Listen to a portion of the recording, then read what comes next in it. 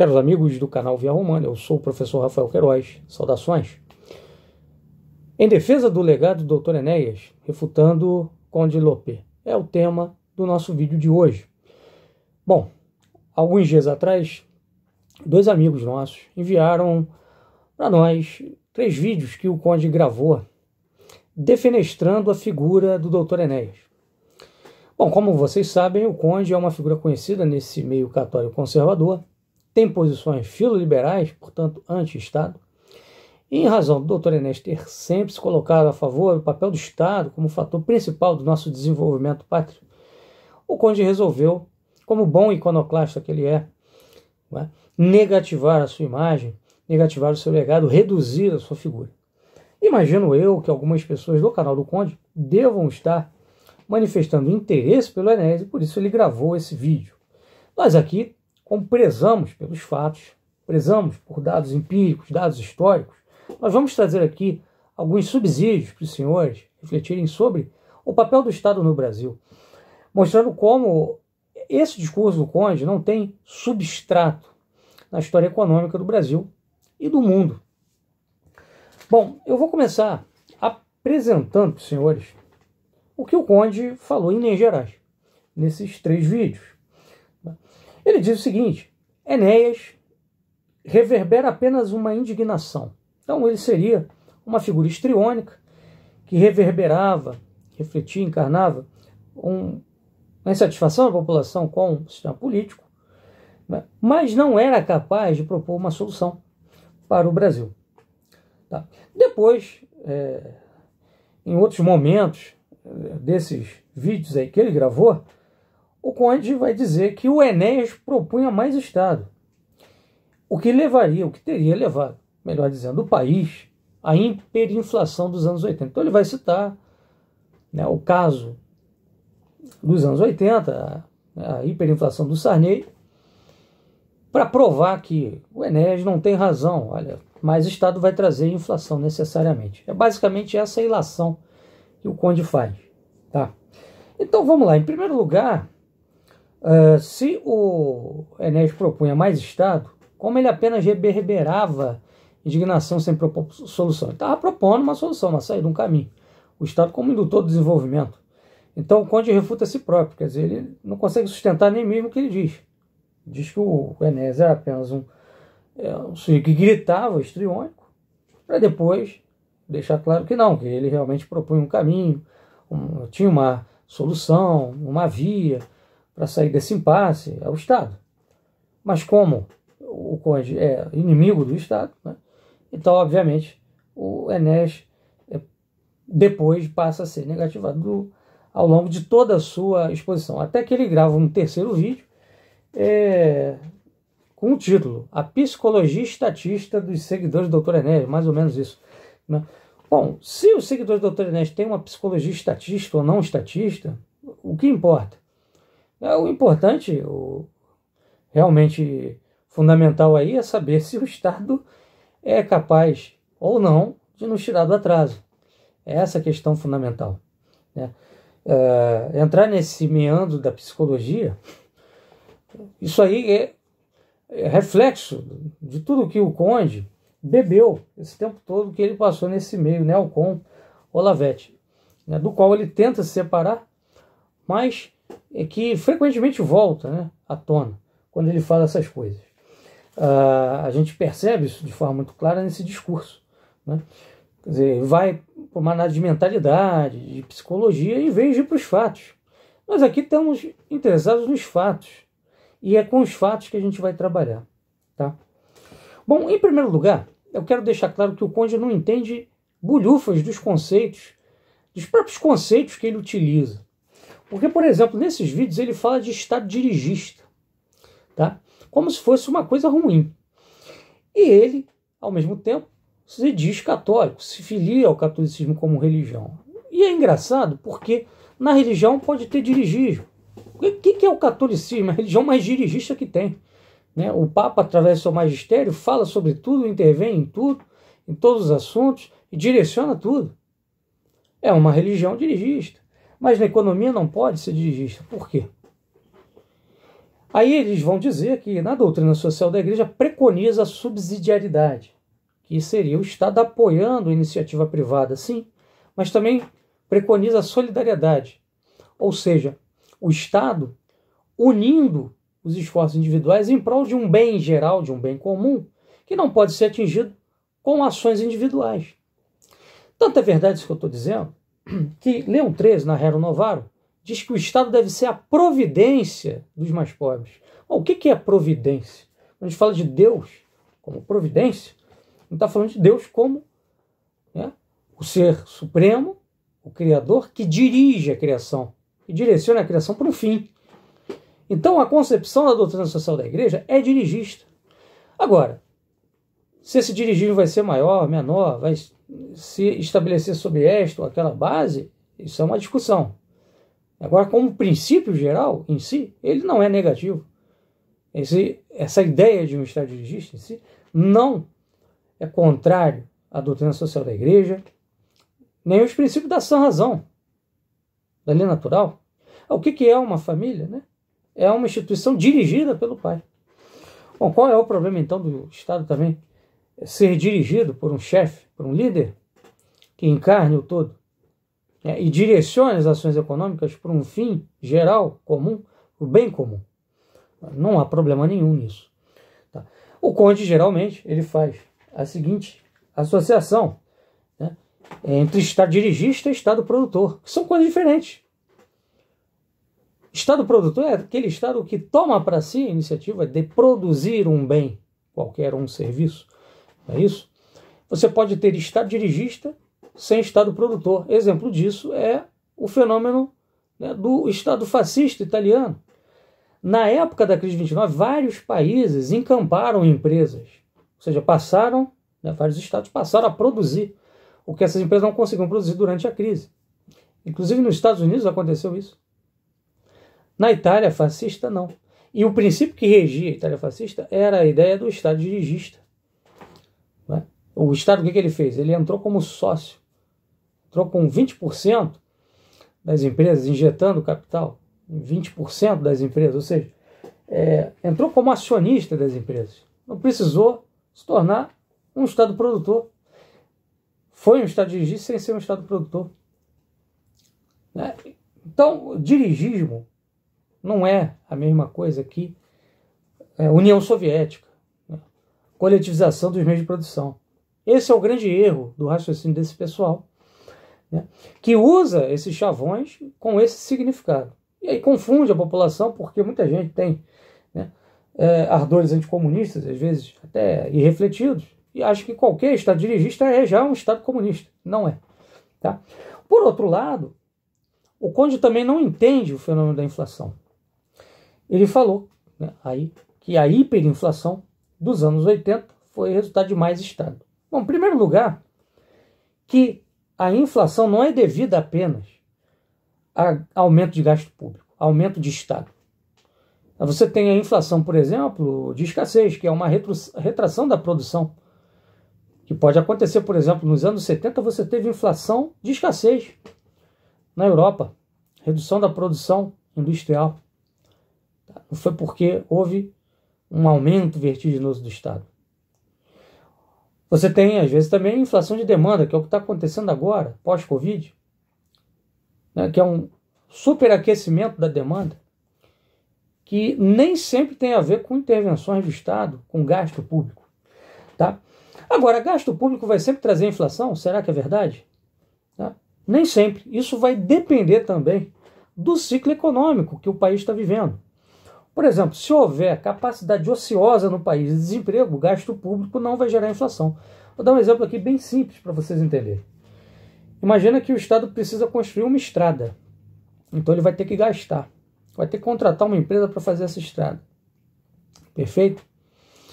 Se essa empresa tiver toda a sua capacidade comprometida, não tiver capacidade ociosa, né, trabalhadores parados, empregados, né, que podem ser mobilizados para aquela estrada ser construída, o que ela vai ter que fazer? Ela vai ter que, né, desmobilizar a frente de obras na qual ela está, né, atendendo a alguma empresa privada, né, algum setor, alguma algum empreendimento privado para atender o Estado. E aí ela vai cobrar, essa empresa vai cobrar um preço maior, vai majorar o preço, né? Enfim, então aí você vai ter inflação, porque você não tem capacidade ociosa, tá? Agora, e também tem o seguinte, né? Gasto público nem sempre decorre de aumento de emissão de moeda, porque o Conde também dá essa impressão de que, olha, o Enéas está propondo o quê? Mais Estado, mais emissão de moeda, inflação, a população vai perder poder de compra. Esse é o raciocínio que esse pessoal faz, né? O pessoal liberal, engraçado, né? O filo liberal, eles focam quase que exclusivamente na questão da inflação. Outras questões, desemprego, fome, etc., não importa. Quer dizer, a economia tem que ser regida de forma exclusivamente técnica e monetária. Só que a doutrina social da igreja, que esse pessoal esquece, diz que é católico, mas não conhece, deixa muito claro que a economia ela é um meio para um fim, qual? A dignidade humana. Continuando aqui, então, o gasto público ele não precisa necessariamente estar atrelado à emissão de moeda. O Estado não precisa emitir moeda para aumentar gasto, necessariamente. Tá? O Estado tem várias fontes para aumentar seu gasto. Por exemplo, fazer uma reforma fiscal com aumento de tributos, tá? Fazer emissão de títulos públicos, tá? Obter crédito interno ou externo. A emissão de moeda nova é uma das estratégias que pode ser utilizada, mas não a única. Isso pode acontecer até através da inflação. O Estado aumenta sua dotação orçamentária, né, através de uma maior arrecadação causada pela inflação. Então, quer dizer, a inflação ela gera mais arrecadação, que gera possibilidade de investimento. Então, dizer que inflação, que gasto público vai sempre gerar inflação e que gasto público está sempre ligado à emissão de moeda é uma falácia. Tá? E outra coisa, desvalorização da moeda, alguma inflação, um certo nível de inflação é sempre ruim? Não. Por exemplo, a China e o Japão têm moedas ultra desvalorizadas, mas são economias muito mais fortes que o Brasil. Tem PIBs, né, pujantes com moedas desvalorizadas. E aí? Então isso não é o fator central para uma economia, tá bom? Vamos lá aqui, pessoal, para uma apresentação sobre o nosso histórico econômico do nosso Brasil, né, do nosso país. Porque pode ser que o Conde esteja falando o seguinte: não, na história do Brasil, né, toda vez que teve gasto público, teve inflação, teve prejuízo para a população, né, e nada de bom tivemos em decorrência disso e por aí vai. Vamos mostrar aqui como as coisas realmente aconteceram. Então, primeiro, vamos falar sobre a Era Vargas, tá? 30 a 45. Então, vocês vejam que ali nos anos 40 da Era Vargas, 60% dos empréstimos do Banco do Brasil ao Tesouro era para cobrir déficit público. Tá? Então, o Banco do Brasil pegava empréstimos, tá? Dava empréstimos ao Tesouro, tá? Para cobrir o déficit. Tá? E mesmo assim, mesmo com esse déficit alto aí, por causa de gasto que o Estado teve, né? Em 1943 nós tivemos um crescimento do PIB de 8,5%. Tá? E uma inflação moderada de 12%, para a época, baixíssima. Tá? Emissão de moeda entre 40 e 45, aumento de 153%. Tá? E não tivemos hiperinflação. Não tivemos hiperinflação nesse período. E nessa fase, a gente sabe, o Estado ele vai assumir o papel de induzir a nossa industrialização de base, né, através da criação do Conselho Nacional de Petróleo, da Vale do Rio Doce, para a exploração do nosso minério. E o que a gente tem depois da Era Vargas, né, no pós-guerra? Um cenário em que você vai ter o Plano Marshall dos Estados Unidos aí para os países da Europa, para o Japão, mas o Brasil vai ficar a ver navios, não vai receber vultosa grana dos americanos. Tá?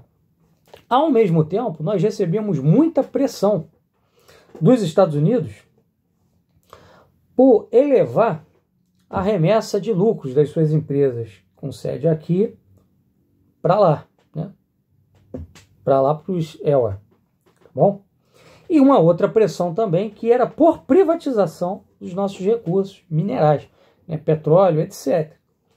Nós estávamos ali, nessa época, na administração Truman, depois vai vir o Eisenhower, Tá? E o Truman ele vai fechar acesso do Brasil a créditos no FMI, Fundo Monetário Internacional recém-criado. O Brasil, como era um país que ainda estava dando os primeiros passos na industrialização, pouca poupança interna para dar esse salto, ele precisou acessar esses créditos externos, né? E os Estados Unidos dificultaram bastante isso daí. Tá? Porque qual era a ideia do Truman e do Eisenhower? Era favorecer a entrada aqui de capital privado norte-americano, né? Não só aqui no Brasil, mas em diversos outros países que eles enxergavam dentro da arquitetura política deles como países que deviam ser satélites dos Estados Unidos, né? Com o seguinte discurso: olha, se vocês abrirem suas fronteiras do capital externo, vai ter um boom de investimento, vocês vão crescer, vão se industrializar, fiquem tranquilos, o nosso capital vai dar conta de fazer isso por vocês, é só abrir. Tá? E aí, obviamente, que o Vargas percebeu uma armadilha nisso, tá? Não abriu, e por isso que depois, no seu segundo governo, a 51 a 54, aconteceu toda aquela pressão civil-militar e ele vai acabar se suicidando, né?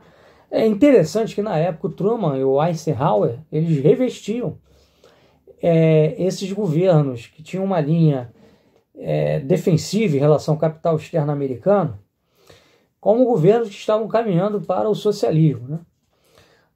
Então a mentalidade do Conde, a mentalidade desse pessoal que cerca o Conde, que circula, né, nesse meio aí conservador, neoconservador, né, político, é essa. Para eles, qualquer tipo de defesa dos recursos minerais do seu país, né, qualquer tipo de barreira a capital externo, já é socialismo, né? Então houve aumento de gasto público, socialismo. Era a linha de pensamento também, né, lá na ditadura militar, de alguns militares mais da linha dura, e que reverbera hoje no bolsonarismo, esse fenômeno completamente imbecil que tomou conta do Brasil, né? E o que é engraçado é que o Conde se afastou disso, mas ele continua pensando da mesma forma que esse pessoal. Quer dizer, o sujeito sai, mas continua, né, pensando igual. Só saiu com o corpo, a alma, a mente continua lá. É o mesmo esquema de pensamento. Bom, então o que eu quero dizer com isso tudo? Eu quero dizer o seguinte: o Brasil muitas das vezes foi obrigado a gastar recursos do Estado porque não tinha crédito externo e interno suficiente. Tá? Então aí que o Vargas vai vir com a ideia do BNDES, né, para prover o desenvolvimento social, o desenvolvimento nacional, melhor dizendo. Tá bom?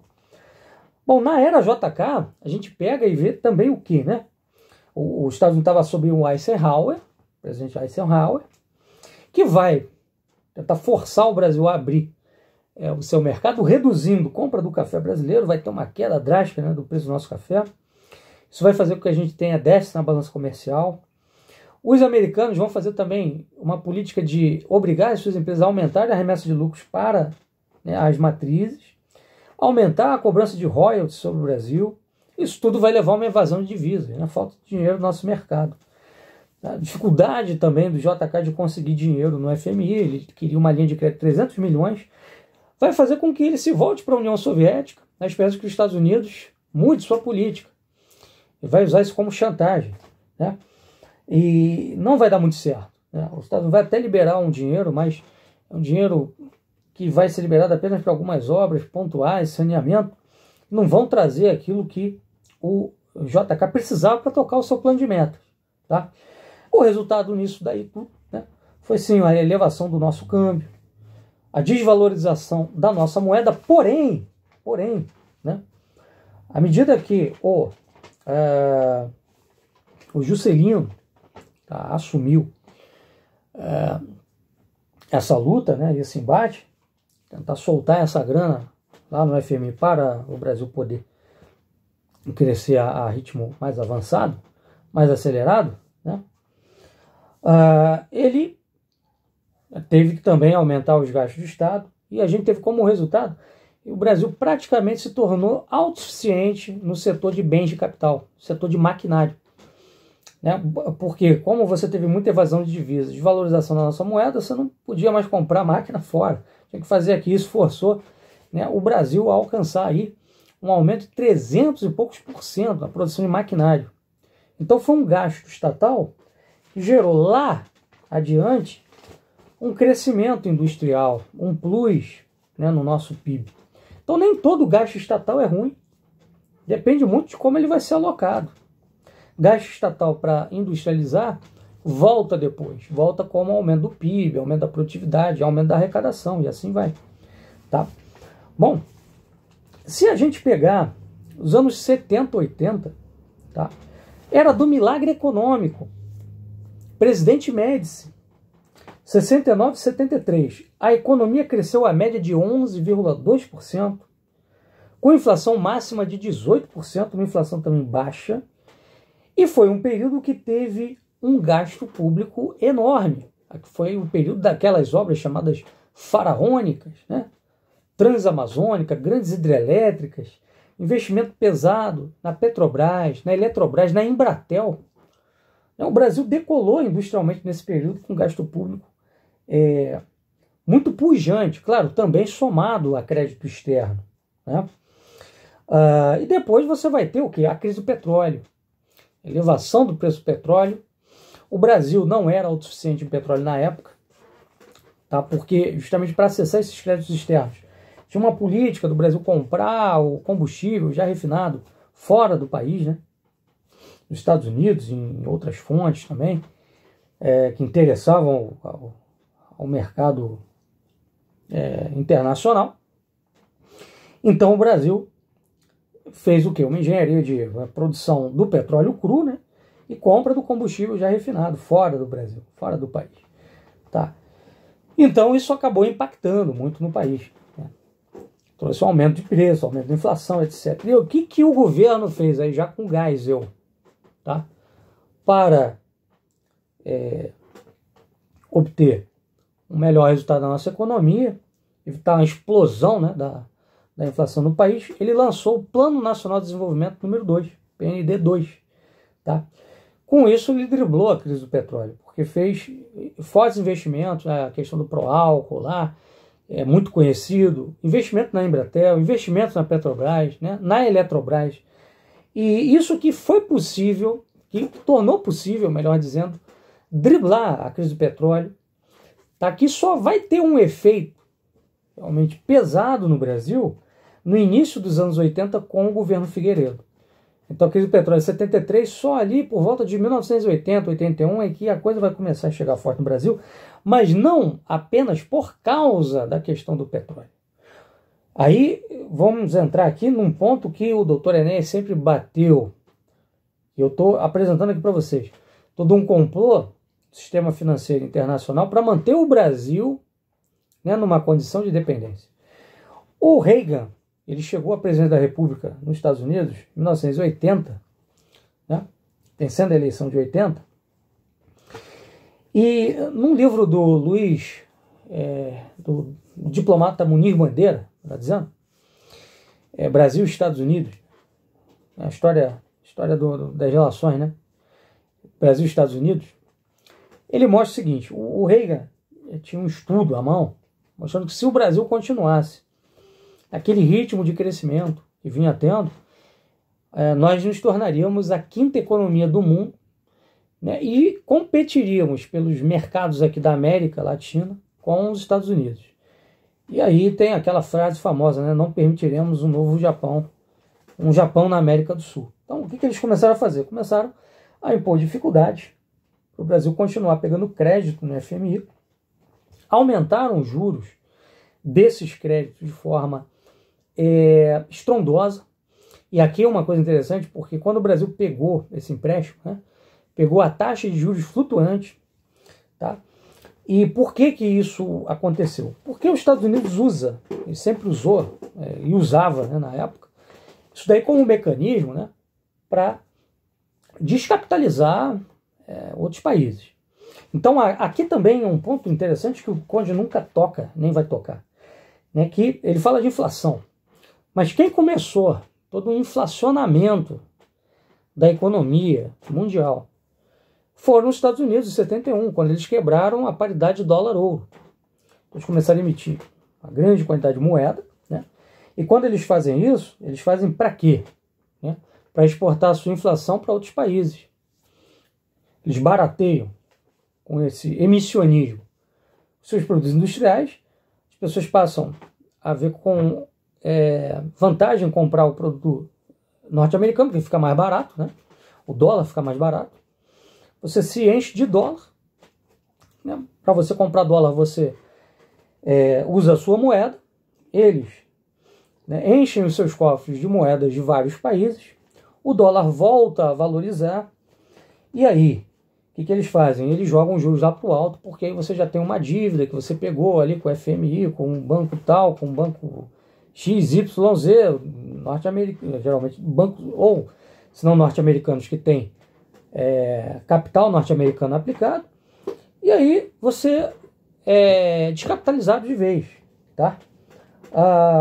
Enfim, então foi exatamente isso que aconteceu aí na década de 80, quando o Reagan chega, tá, ao poder.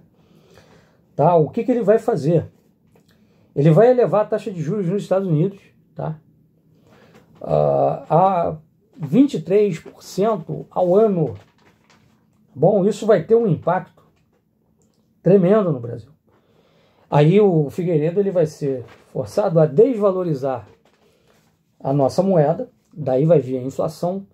Para quê? Para baixar a um nível mínimo o preço das mercadorias agrícolas, para poder captar dólar no mercado americano, né, exportando para lá a baixo custo, baixo preço, né, e pagar essa dívida aí com o FMI que foi lá nas alturas, né. Agora, toda essa máxima de valorização que o Figueiredo fez, ela foi forçada pelo FMI. Ela foi trabalhada, né, pelo gabinete de financistas magnato do FMI para que o governo brasileiro fizesse a fim de que ele pudesse honrar o que ele tinha pego, né, emprestado, que na verdade multiplicou e muito. Ali no finalzinho dos anos 70, a nossa dívida externa tinha quadruplicado por conta dessa elevação dos juros, né, que foi aplicado, né, majoritariamente aí no início do governo Reagan. E aí, só para vocês terem uma ideia, os anos 80, nós vamos ter ali momentos de inflação a 500 e pouco por ano, né, acumulada. E por que isso? Né? Porque o Brasil não conseguia mais linha de crédito, né, para fechar seu déficit, a balança comercial, etc. Tá? Então você tinha fuga, né, de capital do Brasil. E usando toda essa situação, o que os americanos fizeram? Eles propuseram, nos anos 80, 2 planos econômicos, tá, para o Brasil. O plano Baker e o plano Brady. Tá? O plano Baker era o seguinte: ó, já que o Brasil está endividado, passa para cá as ações das suas empresas. Quais? Empresas estatais. Né? É engraçado que aí nessa hora a estatal é interessante. Né? Quando a estatal está na mão, né, de um país qualquer, não, elas são ineficientes, tem que privatizar. Mas na hora que tem uma dívida, não, a gente aceita as ações das estatais, né, ações estatais, entre outros. O Brasil não aceitou, Sarney não aceitou. Aí depois veio o plano Brady, que já em 88, já ali, né, final da era Sarney, já estava entrando aí eleição de 89, vai chegar o Collor como presidente. O plano Brady tratava o seguinte: olha, redução da dívida a 35%, desde que o Brasil faça abertura comercial neoliberal. Então, o que aconteceu? O Collor assumiu, né, se comprometendo a cumprir os protocolos desse plano Brady, tá, baseados nos 10 pontos do consenso de Washington, que é a base do neoliberalismo, a abertura do país, né, a privatizações, desregulação da sua economia, entrada livre de capitais de risco, né, estabilidade cambial, ou seja, manter a moeda forte, a moeda não pode ser desvalorizada. Por quê? Porque isso interessa sobretudo a especuladores. Né? Mas a economia real, por exemplo, na época do Sarney, apesar de ter essa inflação galopante, você tinha praticamente pleno emprego, você não tinha desemprego. Né? A inflação era alta, né? O custo de vida era alto, é verdade, mas tinha emprego. né, todo mundo, ou quase todo mundo, trabalhando, né, conseguir aí mais ou menos prover o mínimo, né, para o seu sustento. Então essa questão toda é muito, né, relativa, tá? Essa retórica toda de abertura, né, de privatizações, ela não leva em conta as barreiras de mercado, poder de mercado, por exemplo, impostas por empresas oligopolistas ocidentais, Estados Unidos e Europa. Eles querem que derrube aqui, né, a barreira para eles entrarem. Mas lá eles não derrubam. Por exemplo, você tem uma empresa que começa na área de aviação, aí ela domina o mercado americano e ela coloca lá um padrão que é o seguinte: olha, para operar aqui dentro, você tem que ter X serviços no teu avião. Se você não consegue colocar esse serviço no teu avião, você está fora daquele mercado. Então são barreiras que as próprias empresas usam. Esse pessoal vem com esse papo de o Estado atrapalha a atividade econômica. Não, as próprias empresas oligopolistas, né, que atuam nessas economias de escala, né, onde você demanda muito capital para entrar, elas impõem essas barreiras. Tá? Então por que o Estado Nacional não pode se proteger também da invasão dessas empresas aqui dentro, cujo interesse é destruir as nossas, né, tirar o nosso emprego daqui, né, enfim, remeter os lucros que tem aqui para fora, para a matriz, né, e investir lá, né, majoritariamente, que é isso que elas fazem. Por exemplo, nos Estados Unidos, o setor de serviços, aeroportos, telecomunicações, transportes, etc., não podem ser privatizados para grupos de fora do país. Tem que ser para grupos nacionais. E ainda tem também o seguinte, né, as privatizações aqui no Brasil, que esse pessoal defende, não são só privatizações, são desnacionalizações. Se fossem privatizações para grupos nacionais, dentro de um marco legal, ainda ia. Mas nem isso é o que acontece. Tá? E se a gente pegar aí o período Fernando Henrique, com várias privatizações que foram feitas, que a gente vai perceber que não houve, né, redução da dívida do Estado, né, da dívida pública, em razão dessas privatizações, porque esse é o discurso que esse pessoal defende. Se tiver privatização, vai reduzir dívida pública, né, a vida da população vai melhorar. O que você teve na época foi estabilidade da moeda, sim, isso teve, tá? Mas não teve pleno emprego. O Fernando Henrique fez isso à custa de desemprego e de desabastecimento energético. Chega no segundo governo dele, no finalzinho, vai ter apagões pelo país inteiro. Quer dizer, como é que um país dá um salto industrial, dá um salto produtivo, consegue competir com uma China, com os Estados Unidos, né, com uma Índia, sem energia? Não tem como. Então é isso que esses caras defendem. Né? É o Brasil à mercê, a reboque de outros países? Né? Ao que parece, sim. Né? E era isso exatamente que o Dr. Enéas queria nos livrar, né? Nos chamando a atenção, né, na sua obra Projeto Nacional, para a necessidade de proteger o Brasil e usar o Estado como guarda-chuva protetor.